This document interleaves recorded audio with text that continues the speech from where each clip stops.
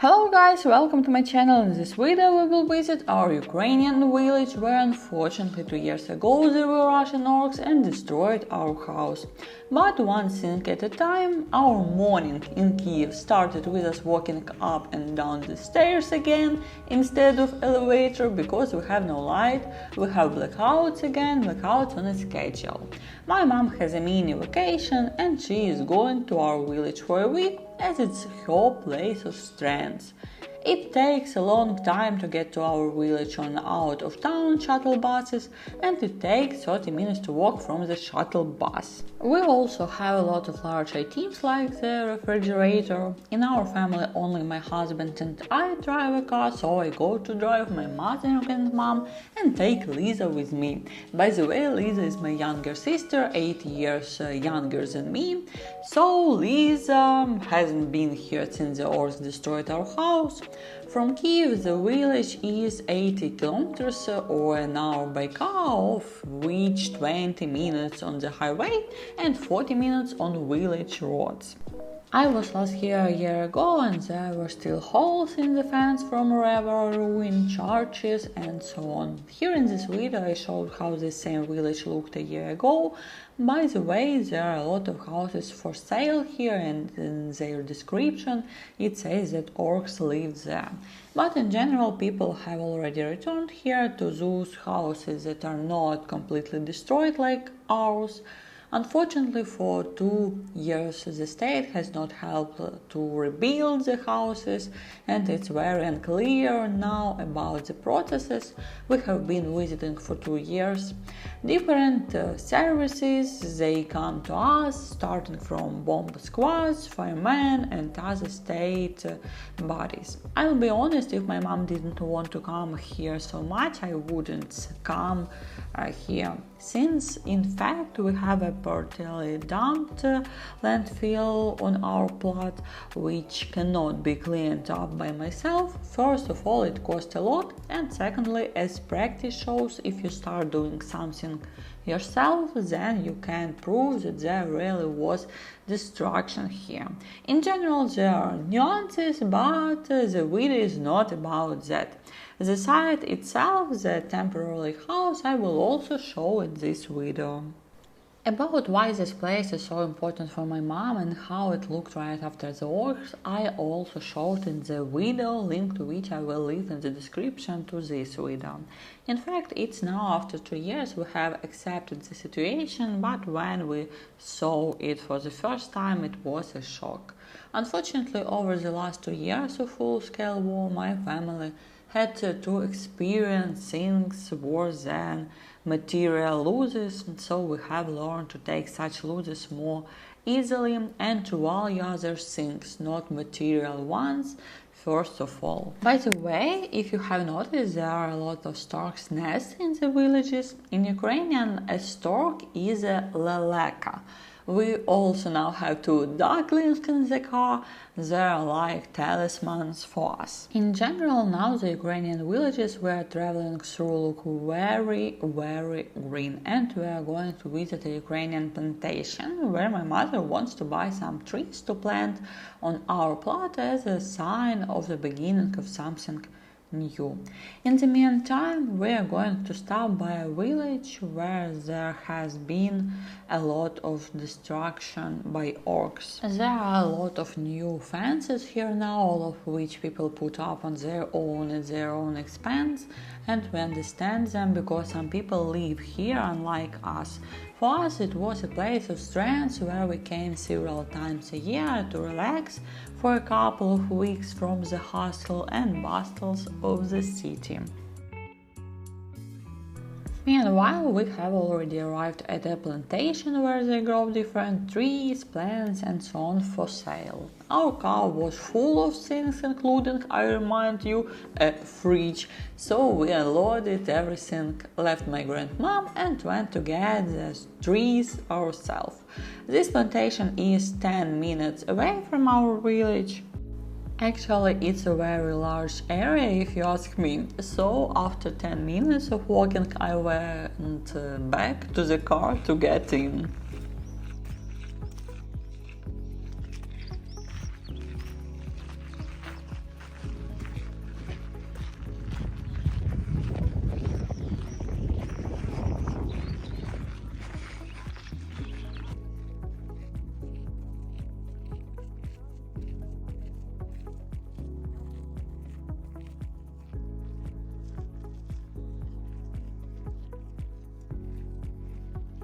So we bought 6 apple trees and now we're trying to load them into the car, which is not designed for such transportations. And we drive back like this, and this is Lisa, by the way. I love riding with her, always fun and lots of pictures, if you know what I mean.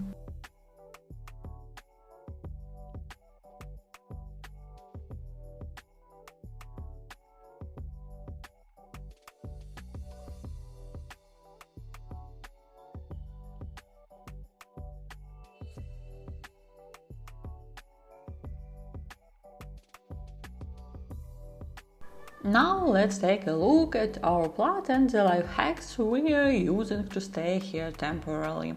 We received this box or mini house from the government. Usually in Ukraine construction workers live in them while the construction is going on. This is a temporary option which is not intended for living. All that was in the middle when we got it was a box, a window and a door. That's it. Then we did the electricity ourselves, we wired it, or rather ordered an electrician who did it and brought him here. Since all our workers come from the city, then we installed bars on the window door, we bought beds, the fridge was brought, further we'll be unpacking the refrigerator. In general, everything you see here is brought and made by us, including the stoves and so on. These pictures were all painted by my mom, but they're not purely paintings, they're like paint by numbers. You know, coloring books for adults. I like to color this painting too, I showed you in the video on the channel. Next, we'll walk around the territory, see what's left except for the fence. Spoiler, there's nothing left but the fence. And part of the fence is new, we installed it after the destruction. In general, I remind you that you can see in the previous video about this village how it looked when we saw it for the first time, since now the destruction is overgrown with grass.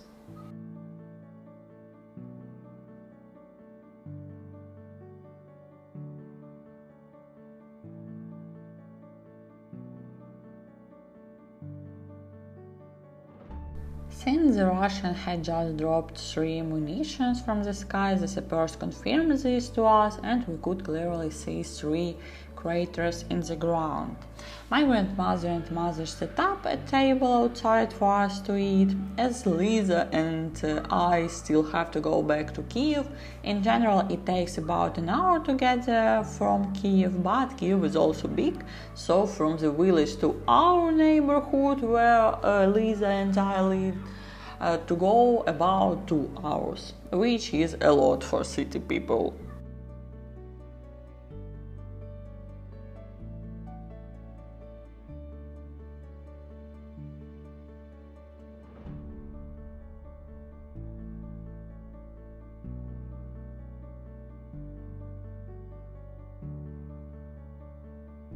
The front of the fence remains, but the side fence was installed a year ago.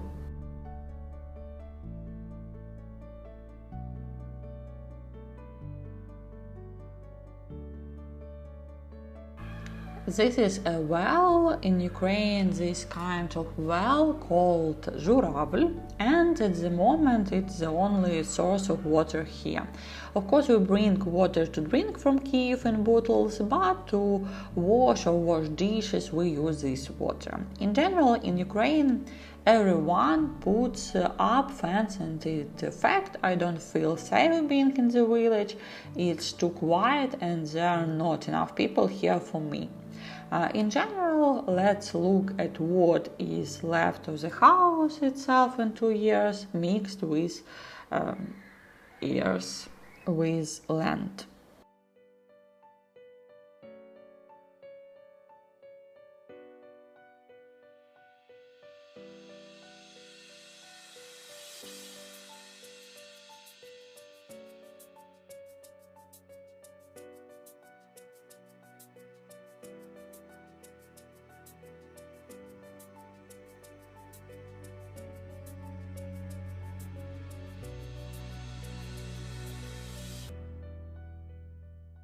In general, it's all mixed up right now. Walls from the past, metal remains from beds, dishes, decor, etc.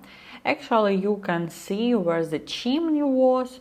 And in general, there were 3 buildings in total, and all 3 have been destroyed. As the sappers told us, there were no orcs on the territory of this side. They didn't live here, but they still checked the territory for mines, granites, and so on.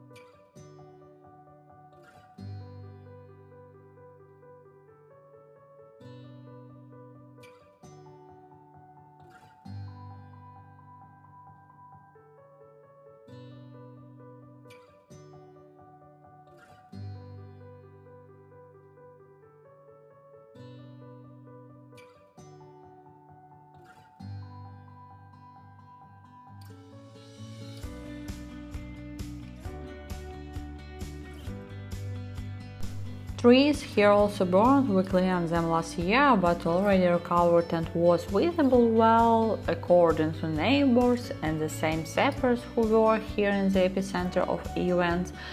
Burned here all in March when it was cold in Ukraine and Kiev region.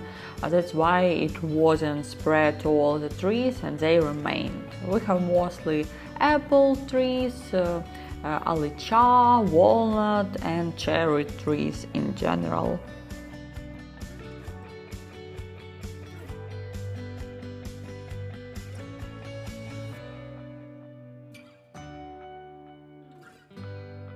Now let's go and I show you how we wash dishes, hands, where we wash and go to the toilet. It's a temporary solution, of course.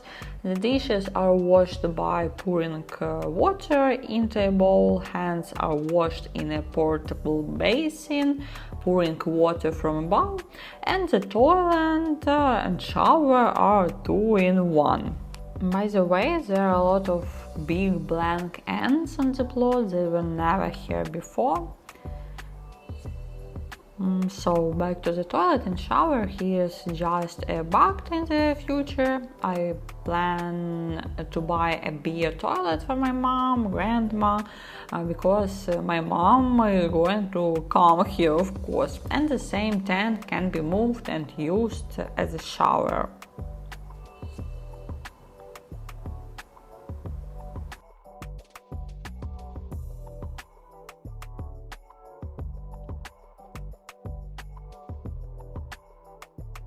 Also a burned out tree.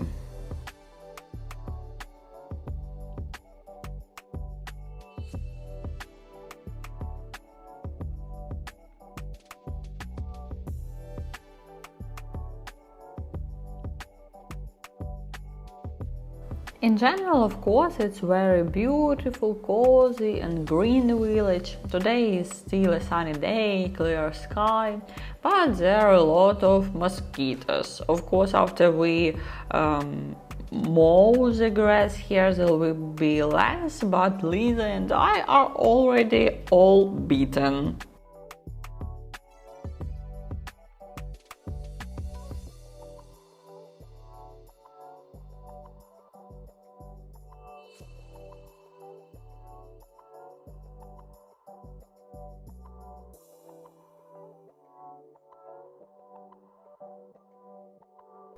So now I showing a review of the mini fridge, and after we go for a walk around the village, go to the lake.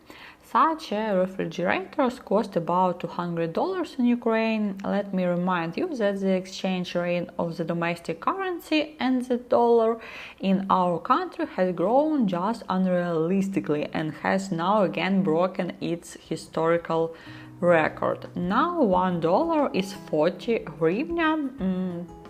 2 years ago, before the full-scale war, $1 was only 27 hryvnias.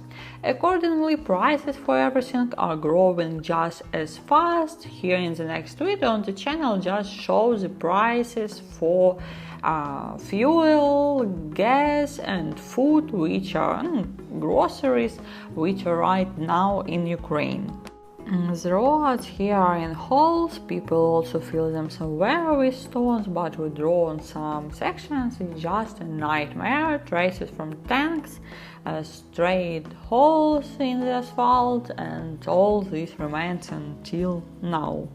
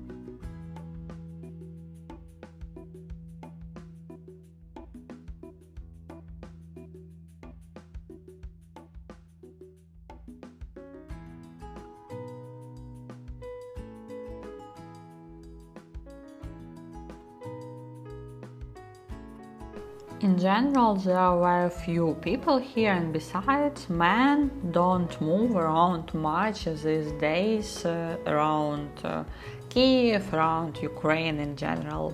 So we came to the lake. We used to swim here when we were children, when my grandfather and Liza's grandfathers were alive. He used to clean the lake. Now no one does it anymore, they only catch some fish. Actually, of course, we don't want to swim here. Also, in my childhood, we used to go to the nearest forest to pick blueberries. There are a lot of them here, sometimes there are strawberries. But now it's forbidden to move in the forest in this zone as well as in many others in Ukraine, because of the fact that the occupants were here and it's not clear how many grenades, mines and other such things are left, and the meaning of territories according to preliminary estimates will take many decades. So we left my grandmom and mom for a week and are already back in Kiev with Lisa. So thanks for watching and see you on the next video on the channel.